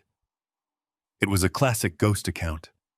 But because Martha was the legally named beneficiary, she retained the absolute right to alter the fundamental security architecture of the trust. And she did. She completely locked it down. The young technician beside Riley pulled up a scanned document. It was a security mandate heavily stamped and authorized by a senior banking official. Martha enacted a dead man's switch. Riley stated, letting the gravity of the term settle into the quiet space of the vehicle. It is a highly specialized fail-safe security protocol utilized almost exclusively by extremely high net worth individuals who fear extortion or corporate kidnapping. She completely revoked Derek's administrative access. She severed the digital routing numbers that connected the trust to his offshore accounts in Cyprus and the Cayman Islands. And then she initiated a strict, unbreakable two-factor biometric lockdown. I looked at him, the pieces of the puzzle aggressively slamming into place. The lipstick code. "Exactly," Riley confirmed. "The alphanumeric code written in the back of the blue passbook is the first key, but it is entirely useless on its own. The second key is what makes her countermeasure an act of absolute genius. She tied the physical release of the $4.8 million directly to your living, breathing body." Riley tapped the screen again. "According to the updated security mandate, not a single cent can be withdrawn, transferred, or liquidated unless Victor Caldwell is physically present inside the bank vault. You must provide a live biometric fingerprint scan, followed immediately by the manual entry of the passbook code. If anyone else attempts to access the funds, or if you are coerced into authorizing a transfer without being physically present to verify your identity on site, the trust instantly freezes and alerts federal regulators." A heavy silence fell over the vehicle. The sheer magnitude of what Martha had accomplished was staggering. My daughter and my son-in-law had spent years building a sophisticated multi-million-dollar criminal empire. They thought they were untouchables, insulated by their expensive lawyers and their dummy corporations. They thought they could simply sacrifice a tired old construction worker to appease the vicious shadow lenders hunting them down. But Martha had outsmarted them all. She had taken their $4.8 million war chest and essentially chained it to my heartbeat. They needed that money desperately to survive the impending collapse of their bridge loans. But they literally could not touch a single dime of it without me standing right beside them. I closed my eyes, feeling a sudden intense burn behind my eyelids. I forced it down, refusing to show any vulnerability in front of the federal agents. Martha had not been hoarding junk in that rusted tin box under our bed. She had been protecting the ultimate weapon. She knew her health was failing. She knew she might not survive the agonizing stress of discovering her own daughter's monstrous betrayal. So she turned her impending death into an impenetrable shield for me. By locking the funds behind my biometric signature, she ensured that Derek and Valerie could never simply discard me. They could not abandon me to the authorities or leave me to the mercy of the shadow lenders. They needed me alive. They needed me compliant.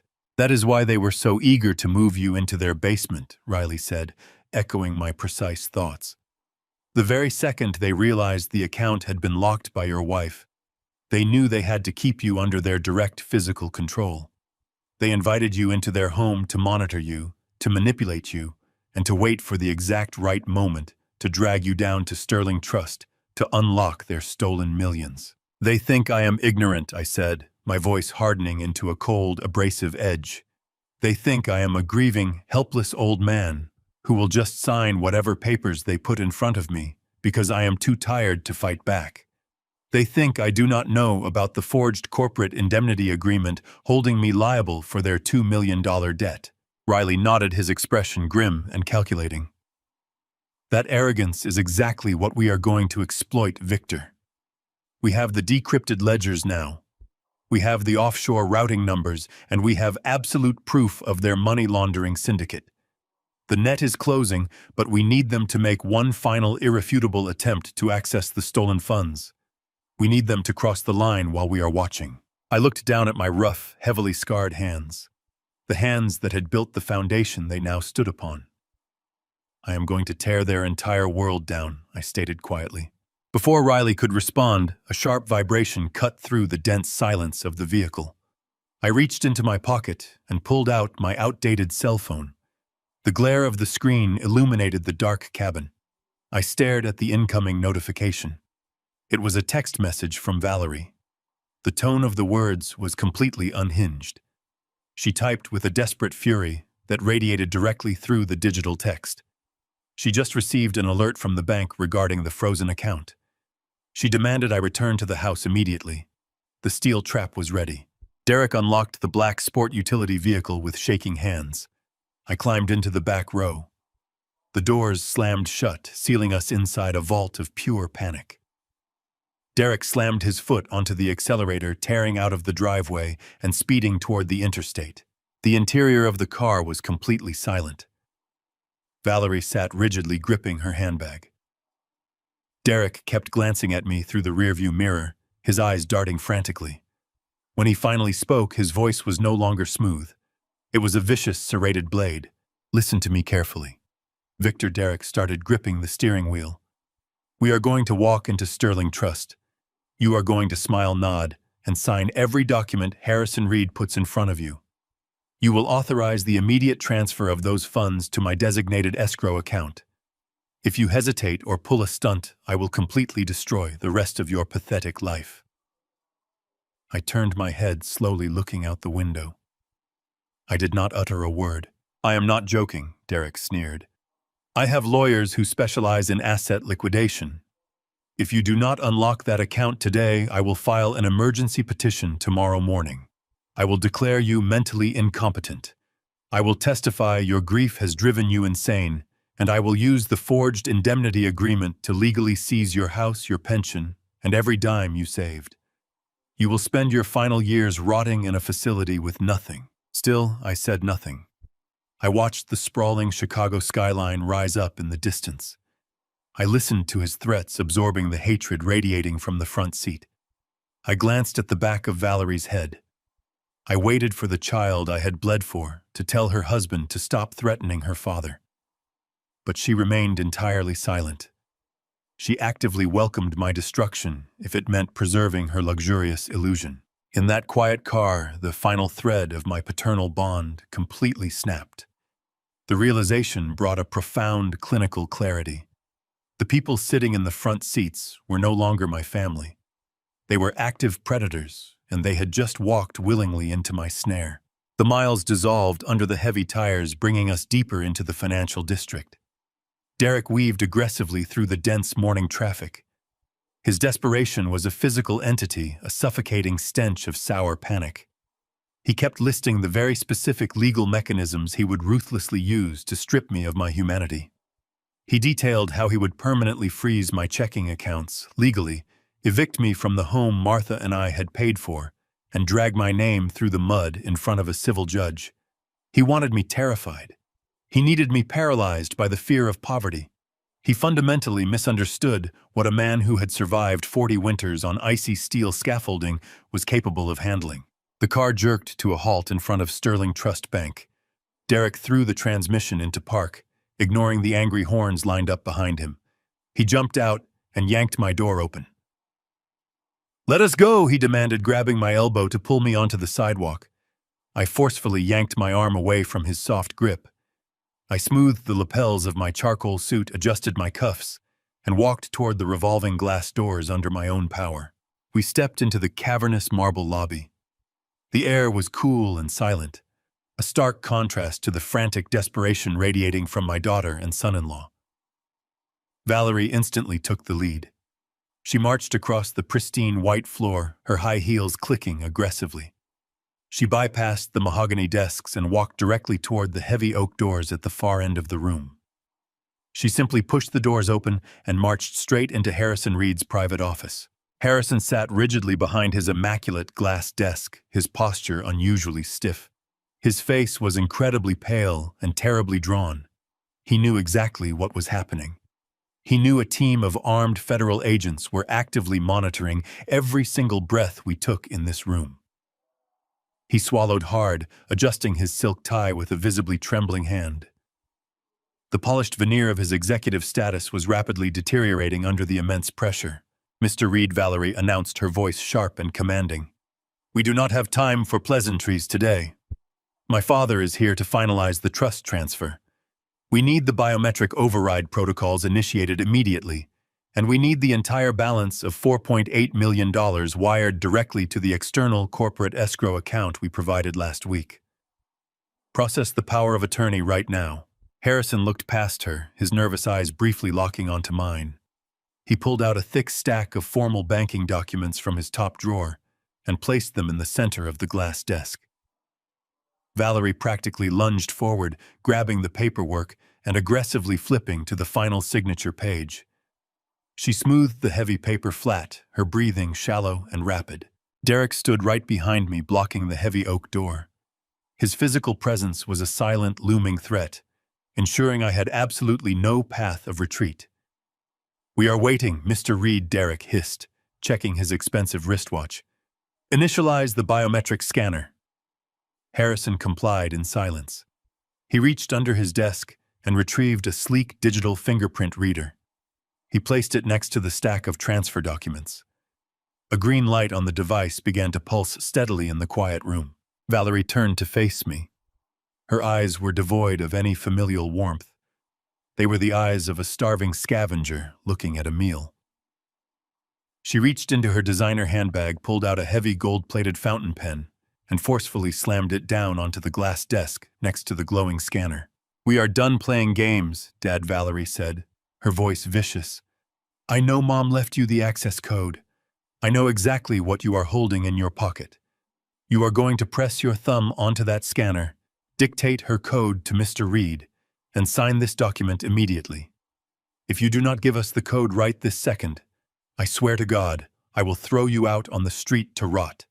I will take your house, your dignity, and let you die alone. Sign it." She slid the gold pen across the smooth glass. It stopped exactly 1 inch from my calloused hand. I looked down at the heavy gold pen. The metal gleamed brightly under the recessed office lights. I looked at the glowing biometric scanner pulsing patiently. I slowly lifted my gaze, letting my eyes trace the desperate faces of the people who had tried to bury me alive. I did not raise my voice. I did not yell. I simply straightened my spine fully, shedding the frail old man persona standing as a towering pillar of absolute consequence. I picked up the gold pen. I looked my daughter dead in the eye. I clamped both my hands around the thick metal barrel and snapped the pen in half. I tossed the broken pieces onto the center of the glass desk. No. The sharp crack of the heavy gold pen snapping in half echoed like a gunshot in the sterile silence of the bank office. The 2 broken pieces clattered against the pristine glass desk, leaking a dark pool of black ink across the official transfer documents. Harrison Reed violently flinched in his high-backed leather chair, pressing his spine against the wall, as if trying to physically disappear into the expensive mahogany paneling. Valerie froze. She stared at the broken pen, her perfectly sculpted face contorting, as her brain desperately tried to process my blatant defiance. The delicate, sophisticated facade she had meticulously maintained for the entire corporate world completely melted away in a fraction of a second. It revealed the raw, vicious, and deeply greedy creature hiding just beneath her expensive skin. The air in the room grew heavy and suffocating. The glowing green light of the biometric scanner pulsed rhythmically, a silent witness to the complete collapse of their criminal empire. Valerie lunged forward, slamming both of her palms down onto the glass desk with a terrifying force. "You are nothing," she screamed, her voice tearing through the quiet room with a shrill, piercing pitch that made the heavy glass doors rattle in their frames. "You have absolutely nothing without us. You are a pathetic, washed-up old man who spent his entire life building a worthless, mediocre existence. We gave you luxury. We gave you a place in a world you could never comprehend. And this is how you repay us. You are ruining everything because of your stupid, meaningless pride. You will place your thumb on that scanner right now. If you do not give us the access code, I will make sure you spend the rest of your miserable life begging for scraps on the street. I will bury you so deep you will never see the light of day." Her chest heaved with ragged, desperate breaths. She was entirely unhinged, consumed by the terrifying realization that the millions of dollars she desperately needed were permanently locked behind a wall she could not break. Derek stepped out from the doorway, his face pale and completely slick, with a thick layer of panicked sweat. His corporate composure was entirely gone. He looked like a cornered rat. He reached out to grab my shoulder, trying to physically force me toward the pulsing green scanner. "Listen to your daughter, Victor," he stammered, his voice trembling with a pathetic, cowardly whine. "You do not understand the people we owe. They will kill us. They will kill you. Just sign the papers. Just give us the code. We can fix this right now. We can walk away clean. Please, Victor, do not do this to us." I did not flinch. I did not step back. I reached into the inside pocket of my charcoal suit jacket and pulled out the small, worn blue passbook. I held it up for a brief moment, letting the bright fluorescent office lights illuminate the cheap cardboard cover. The frayed edges and faded ink stood in stark contrast to the immense wealth surrounding us. Then I slammed it down onto the glass desk right next to the shattered fountain pen and the glowing biometric scanner. The loud smack made Derek jump back in sheer terror. "You told me your mother never had any money," I said, keeping my voice incredibly calm, perfectly even, and entirely devoid of mercy. "You told me she was foolish and small. You were right about the money. She did not have millions, but she had integrity. Something you could not afford with $5 million. Valerie stared at the blue passbook, recognizing the object instantly. Her eyes widened in absolute paralyzing horror. Before she could even open her mouth to utter another venomous threat, the heavy oak doors of the executive office burst violently open. The thick wood crashed against the marble wall with a deafening thunder that shook the entire room. Agent Riley strode through the doorway, flanked by a dozen heavily armed federal tactical agents. They flooded the confined space in a matter of seconds, their dark tactical uniforms and heavy body armor, creating an instant suffocating wall of absolute authority. The sheer overwhelming force of their entrance paralyzed every single person in the room. Harrison Reed immediately raised his trembling hands in the air, surrendering before a single instruction was even issued. "Federal Bureau of Investigation," Agent Riley announced, his voice a deep, resonant boom that left absolutely zero room for negotiation or escape. Nobody move a single muscle.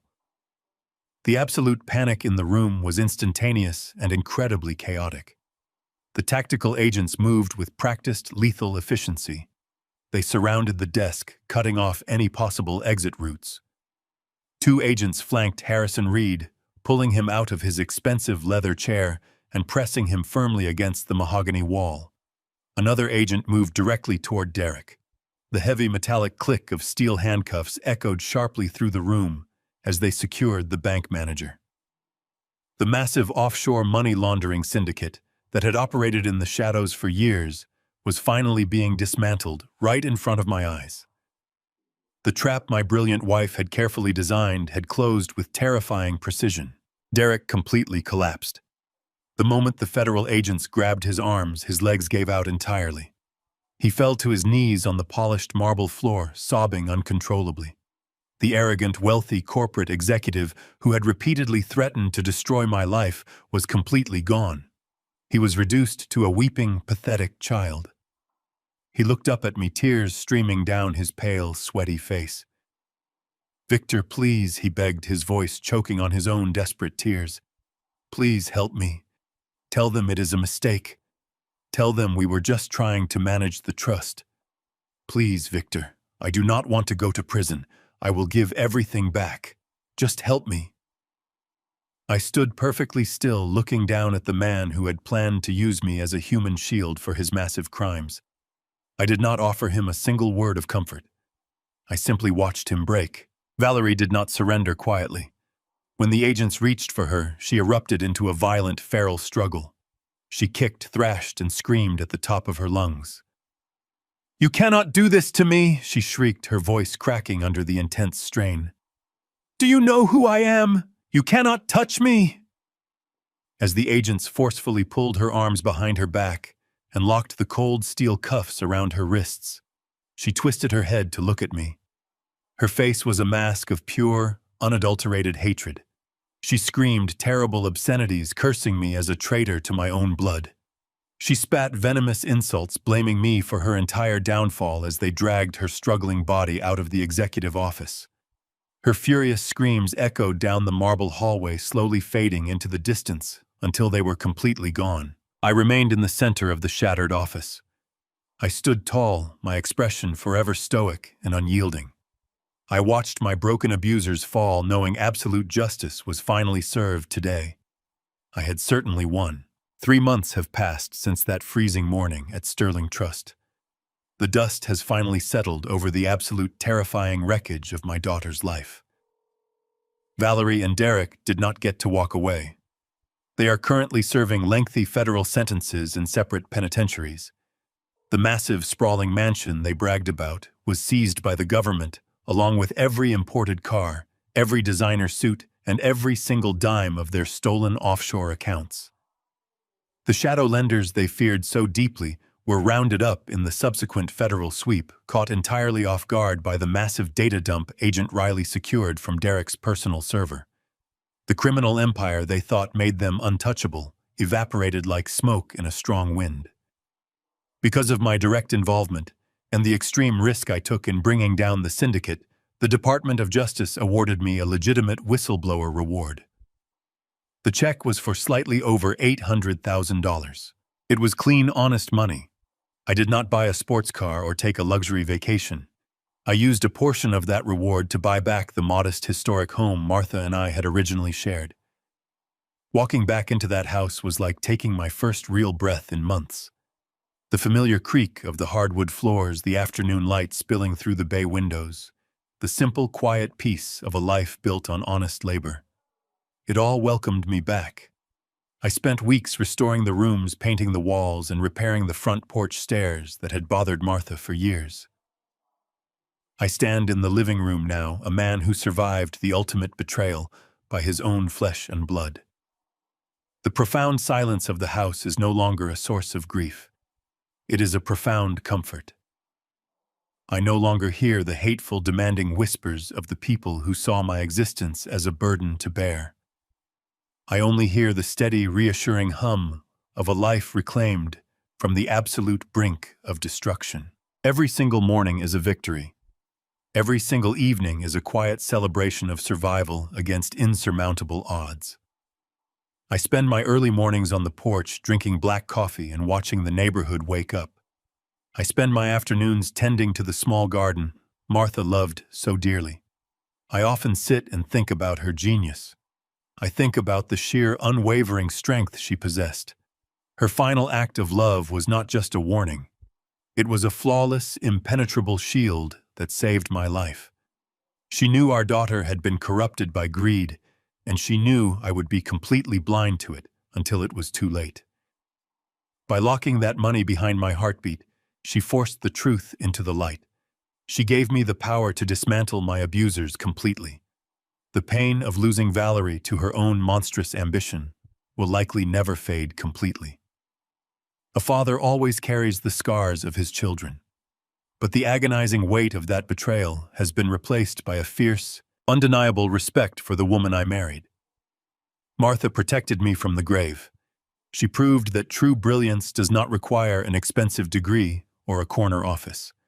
It requires a deep, abiding understanding of right and wrong. My life is incredibly simple now, exactly the way it should be. I do not have millions of dollars, and I do not have a sprawling estate. I have my dignity, my freedom, and my absolute peace of mind. I survived the darkest storm a parent could ever face, and I emerged completely intact. The cold winter has passed, and a new quiet spring has finally arrived in my life. The terrible chapter is permanently closed. The painful memories are securely locked away.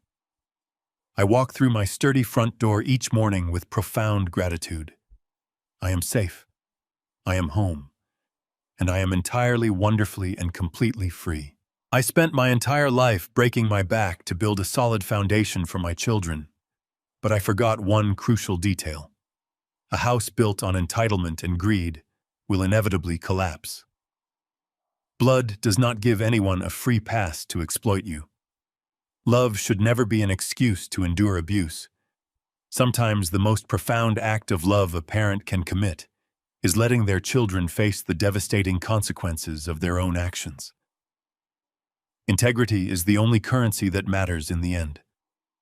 Everything else is just cheap paper waiting to burn in the fire of absolute truth. Have you ever discovered a dark secret about someone you trusted completely? How did you handle the ultimate betrayal? Drop your story in the comments below. If my journey gave you strength, please hit that subscribe button and leave a like. Stay vigilant, stay incredibly strong, and goodbye for now.